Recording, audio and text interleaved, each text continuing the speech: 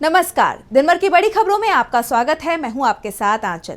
आज इस बुलेटिन में बात होगी संसद में छिड़े सियासी संग्राम की, नागपुर हिंसा को लेकर सीएम फडणवीस के बड़े बयान की, देखेंगे केंद्र सरकार के खिलाफ क्यों हाईकोर्ट पहुंचा एक्स मामला, किसानों पर पंजाब पुलिस के एक्शन से मचे बवाल को, जानेंगे क्यों विधानसभा में भिड़े सीएम नीतीश और राबड़ी देवी, और बुलेटिन के आखिर में देखेंगे जाने माने कार्टूनिस्ट इरफान की किस खबर पर पड़ी तिरछी नजर। लेकिन दिन भर की तमाम बड़ी खबरों से पहले एक नजर आज की सुर्खियों पर।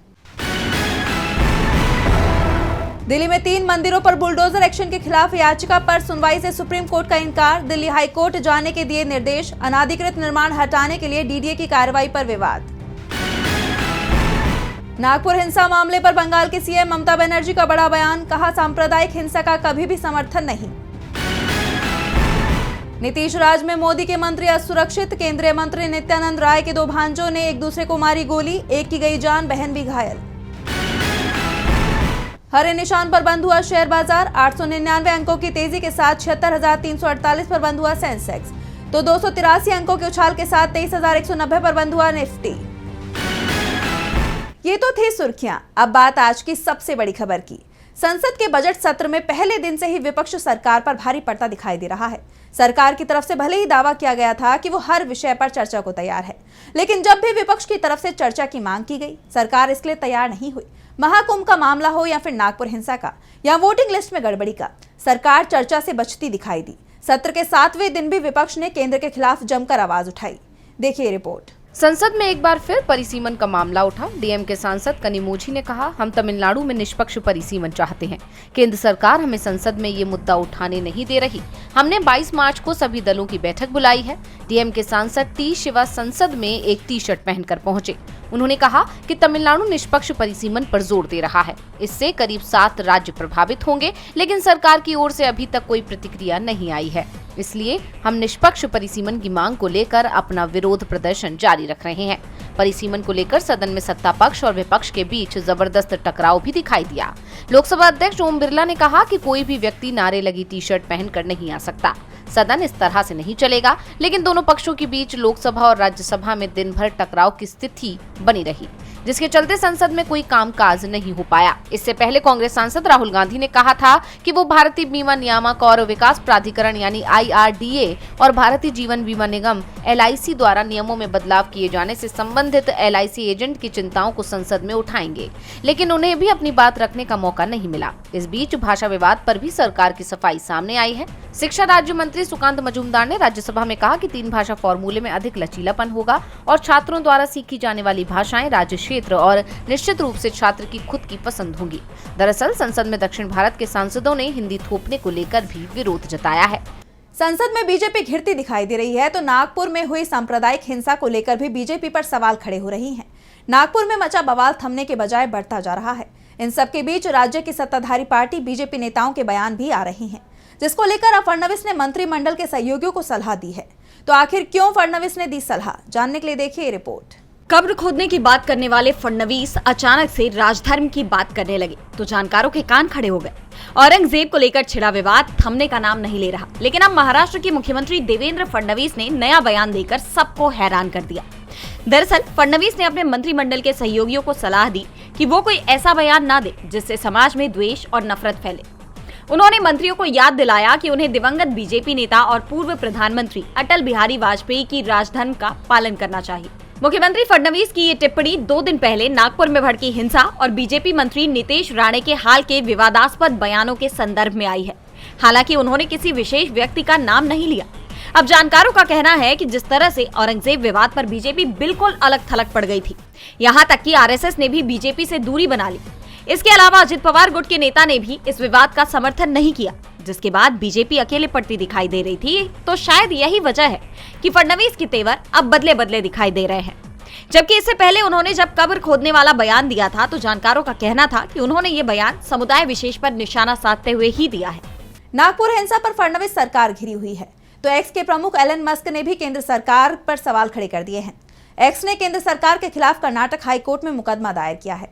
कंपनी का आरोप है कि केंद्र सरकार उसके खिलाफ IT एक्ट का मनमाने ढंग से इस्तेमाल कर रही है, जिससे उसके कामकाज को नुकसान पहुंच रहा है। तो क्या है पूरा मामला, देखिए इस रिपोर्ट में। एलन मस्क की कंपनी एक्स ने केंद्र सरकार के खिलाफ कर्नाटक हाईकोर्ट में मुकदमा दायर किया है। कंपनी ने तर्क दिया है कि केंद्र सरकार उसके प्लेटफॉर्म पर कंटेंट ब्लॉक करने के लिए IT एक्ट का मनमाने ढंग से इस्तेमाल कर देश में उसके कामकाज को नुकसान पहुंचा रही है, जिससे अनचाही सेंसरशिप पैदा हो रही है। एक्स ने अपनी याचिका में तर्क दिया है कि केंद्र सरकार द्वारा IT एक्ट की धारा 79(3)(b) का उपयोग एक गैर कानूनी पैरेलल कंटेंट ब्लॉकिंग सिस्टम बनाता है और ये 2015 में श्रेया सिंघल मामले में दिए गए सुप्रीम कोर्ट के फैसले का उल्लंघन करता है, जिसमें कहा गया था कि कंटेंट केवल सक्षम अदालत के आदेश या धारा 69A के तहत निर्धारित प्रक्रिया को फॉलो करते हुए ही ब्लॉक किया जा सकता है। IT एक्ट के मुताबिक अगर एक्स जैसे सोशल मीडिया प्लेटफॉर्म सरकार के कहने पर भी यही कंटेंट नहीं हटाते या ब्लॉक नहीं करते तो उन्हें अपना कानूनी संरक्षण गंवाना पड़ सकता है। एक्स ने अपनी याचिका में कहा है कि IT एक्ट की धारा 69A के केवल विशिष्ट कारणों जैसे कि राष्ट्रीय सुरक्षा से संबंधित मामलों में कंटेंट ब्लॉक करने की अनुमति देती है और इसके लिए बाकायदा एक रिव्यू प्रोसेस की आवश्यकता होती है। इसके विपरीत धारा 79(3)(b) में कोई स्पष्ट नियम नहीं है और ये धारा अधिकारियों को उचित जांच के बिना कंटेंट ब्लॉक करने की अनुमति देता है। कंपनी ने कहा है कि IT एक्ट की ये धारा भारत में सेंसरशिप को बढ़ावा दे रही है। एक्स का कहना है कि केंद्र सरकार के इन कार्रवाइयों से भारत में उसके कारोबार को नुकसान पहुंच रहा है। कंपनी का कहना है कि ये उपयोगकर्ताओं पर निर्भर करता है कि वो वैध जानकारी साझा करें और उसे डर है कि इस तरह के बेतरतीब ब्लॉकिंग आदेश उसके प्लेटफॉर्म और उपयोगकर्ता के भरोसे को नुकसान पहुंचा रहे हैं। अब ये मामला कहां जाकर थमता है, ये देखना होगा। सरकार IT एक्ट के नाम पर अपने खिलाफ पोस्ट करने वालों पर एक्शन लेने का दबाव एक्स पर बना रही है। किसान आंदोलन के समय प्रदर्शनकारी किसानों के एक्स अकाउंट भी बैन किए गए थे, लेकिन अब तो किसानों पर सीधे ही कार्रवाई कर दी गई है। पंजाब पुलिस ने शंभू और खनौरी बॉर्डर पर बैठे किसानों पर बड़ा एक्शन लिया है। पंजाब पुलिस ने किसानों के अस्थायी बसेरे को तोड़ दिया। देखिए रिपोर्ट। पंजाब और हरियाणा के शंभू बॉर्डर पर बैठे किसानों पर पुलिस ने बड़ा एक्शन लिया। पंजाब पुलिस ने पिछले काफी वक्त से बंद हरियाणा पंजाब के शंभू और खनौरी बॉर्डर को जबरन खाली करा दिया। वहां आंदोलन कर रहे किसानों को भी हटा दिया गया है। साथ ही प्रदर्शन स्थल पर बनाए गए बसेरों को भी तोड़ दिया गया। बसेरों को हटाने के लिए बुलडोजर का इस्तेमाल किया गया। किसानों के मंच से पंखे भी हटा दिए गए। इससे पहले केंद्रीय मंत्री शिवराज सिंह चौहान, पीयूष गोयल, प्रहलाद जोशी के साथ किसान नेताओं की बातचीत के तुरंत बाद कई किसानों को हिरासत में लिया गया। इनमें सरवन सिंह पंधेर, अभिमन्यु कोहाड़, जगजीत सिंह डल्लेवाल, मंजीत राय, काका सिंह कोटड़ा और सुखविंदर कौर समेत कई किसान नेता शामिल हैं, जिसको लेकर किसान भड़क उठे हैं। वहीं विपक्ष ने इस पर कड़ी प्रतिक्रिया दी है। कांग्रेस अध्यक्ष मल्लिकार्जुन खड़गे ने बीजेपी और पंजाब की आप सरकार को किसानों का अपराधी बताया और उनके ऊपर किसानों को धोखा देने का आरोप लगाया। इतना ही नहीं, कांग्रेस अध्यक्ष ने बीजेपी पर तंज कसते हुए उसके शासित राज्यों में किसानों पर हुई घटनाओं को भी याद दिलाया। खड़गे ने एक्स पर लिखा कि ऐसा लगता है कि दोनों ही पार्टियों ने देश के अन्नदाता के विरोध में सांठगांठ कर ली है। पहले किसानों को पंजाब सरकार ने बातचीत के लिए बुलाया, फिर उनको जबरन धरना स्थल से हटा लिया गया। वहीं इस मुद्दे पर कांग्रेस ने संसद में मकर द्वार पर प्रदर्शन किया। कांग्रेस के प्रदर्शन में लोकसभा में विपक्ष के नेता राहुल गांधी भी शामिल हुए। कांग्रेस के सांसदों का कहना है कि ये मसला बातचीत के जरिए हल किया जाना चाहिए था। उन्होंने किसानों को जबरन हटाए जाने को गलत ठहराया। तो वहीं किसान नेता राकेश टिकैत ने सरकार को चेतावनी देते हुए कहा कि हमारी लड़ाई तो केंद्र सरकार से है, लेकिन पंजाब सरकार तो बेवजह इसमें कूद गई है। हमारी यही मांग है कि किसानों को रिहा किया जाए, नहीं तो पूरा आंदोलन पंजाब में चलाया जाएगा। अगर सरकार कार्रवाई करने में विफल रहती है तो पूरे देश में विरोध प्रदर्शन जारी रहेंगे। संसद में भी किसानों के मुद्दे की गूंज सुनाई दी तो बिहार विधानसभा में जबरदस्त बहस देखी गई। बिहार में बजट सत्र के इस 13वें दिन दोनों सदनों में अपराध और कानून व्यवस्था पर सियासी संग्राम का नजारा दिखा गया। नीतीश कुमार और राबड़ी देवी के बीच विधान परिषद में जमकर तीखी नोकझोंक हुई। राबड़ी देवी ने कानून व्यवस्था पर सवाल उठाया तो नीतीश कुमार उन पर बरस पड़े।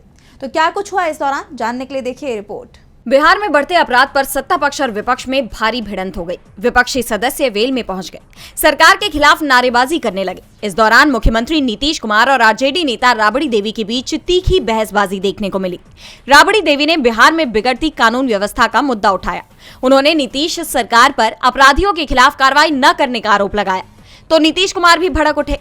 सीएम ने आरजेडी के शासनकाल पर सवाल उठाते हुए पलटवार किया। सीएम नीतीश ने राबड़ी देवी की तरफ इशारा करते हुए कहा कि कोई काम भी बिहार में नहीं हुआ। अगर कोई घटना घटी है तो जांच होगी। जब इनके पति की सरकार थी तो कोई जांच होती थी, कोई काम किया था? हिंदू और मुसलमान का कितना झगड़ा होता था, सब काम हमने किए हैं। ये सब बोलने का कोई मतलब नहीं है। मेरे आने के बाद सारा काम हुआ। खाली पब्लिसिटी चाहते हैं ये लोग, कोई काम नहीं किए हैं ये लोग। खाली हिंदू मुस्लिम का झगड़ा होता था। क्या चीज के लिए आप सीएम बनी? पति हटा तो आप सीएम बनी।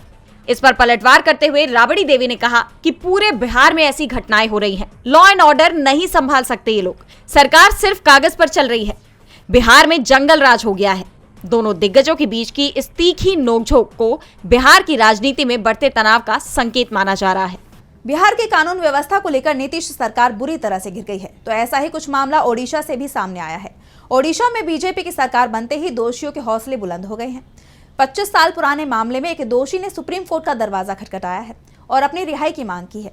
अब दोषी की इस मांग की टाइमिंग पर सवाल उठ रहे हैं।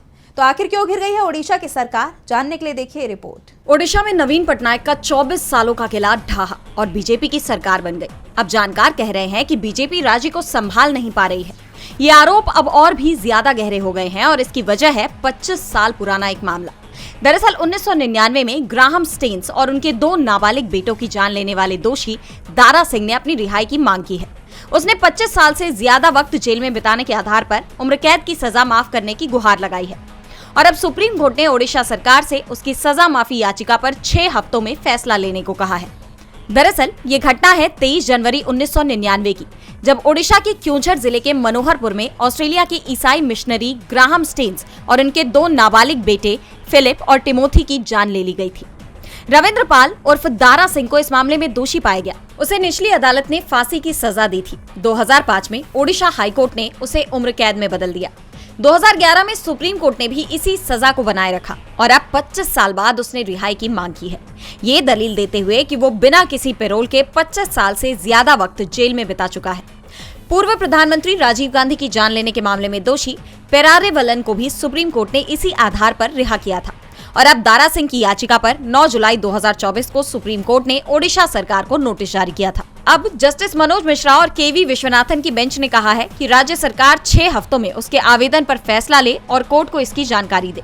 ऐसे में अब दारा सिंह की याचिका की टाइमिंग पर सवाल उठ रहे हैं, क्योंकि 24 साल से नवीन पटनायक की सरकार थी, तब तक इस दोषी की इतनी हिम्मत नहीं थी। लेकिन अब जब राज्य में बीजेपी की सरकार आ गई है तो दोषी ने रिहाई की मांग कर दी।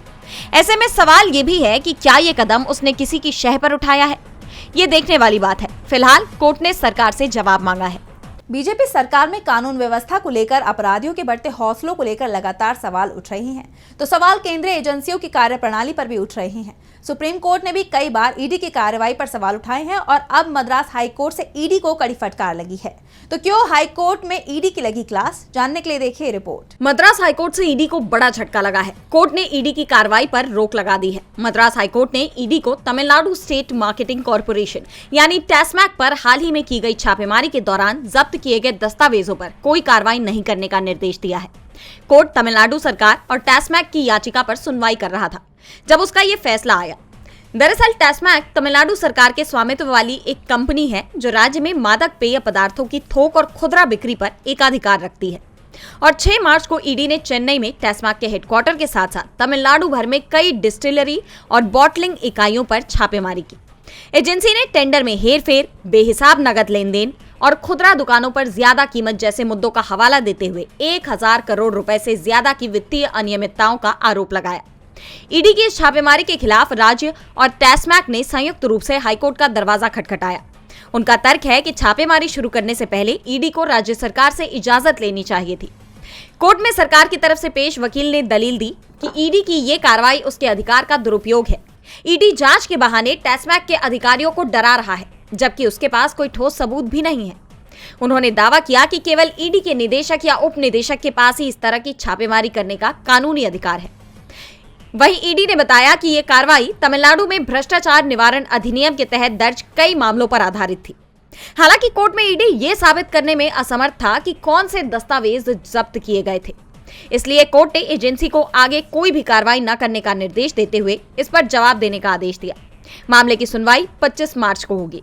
और बुलेटिन के आखिर में देखेंगे जाने माने कार्टूनिस्ट इरफान की किस खबर पर पड़ी तिरछी नजर।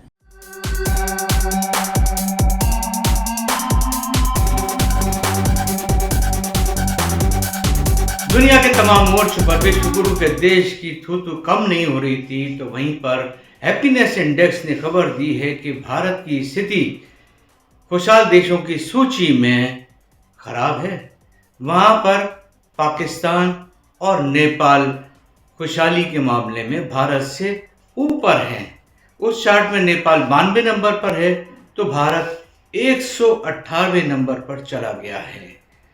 सरकार अगर चाहती तो देश खुशहाल हो सकता था, लेकिन जब सरकार का ध्यान जनता पर न हो और सिर्फ अपने दोस्तों को ही खुश करने का हो, तो क्या किया जा सकता है।